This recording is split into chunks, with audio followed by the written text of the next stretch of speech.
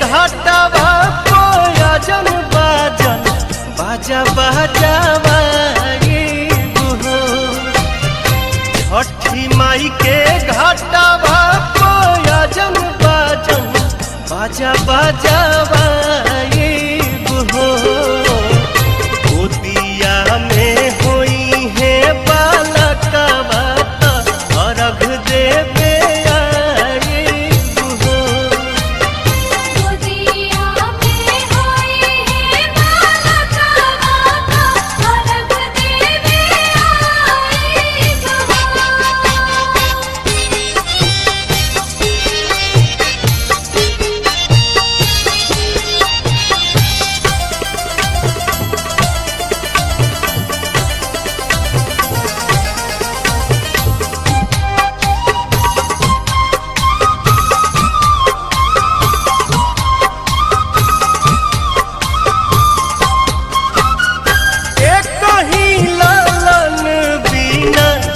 छनेला मनवा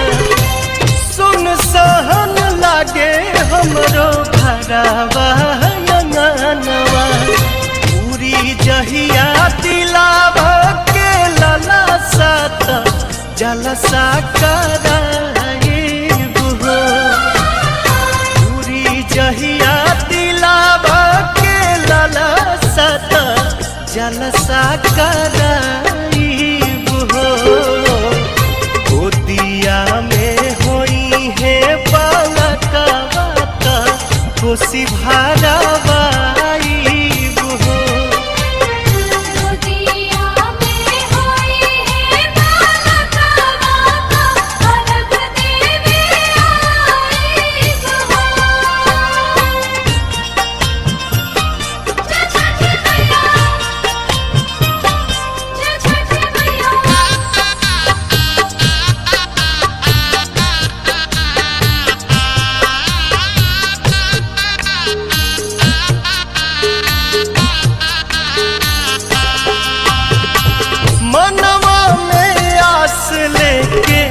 रोवेले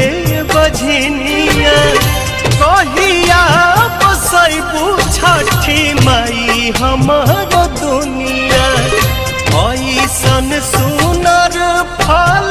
पाइब त सूरज गोहराइब हो ऐसन सुनर फल पाइब त सूरज गोहराइब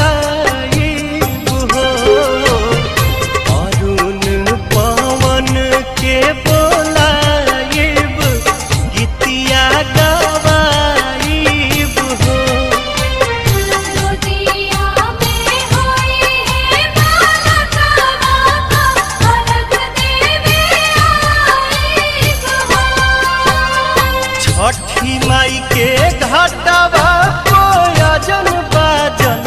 बाजा बजावा छठी माई के घाटवा कोयजन बाजन बाजा बजावा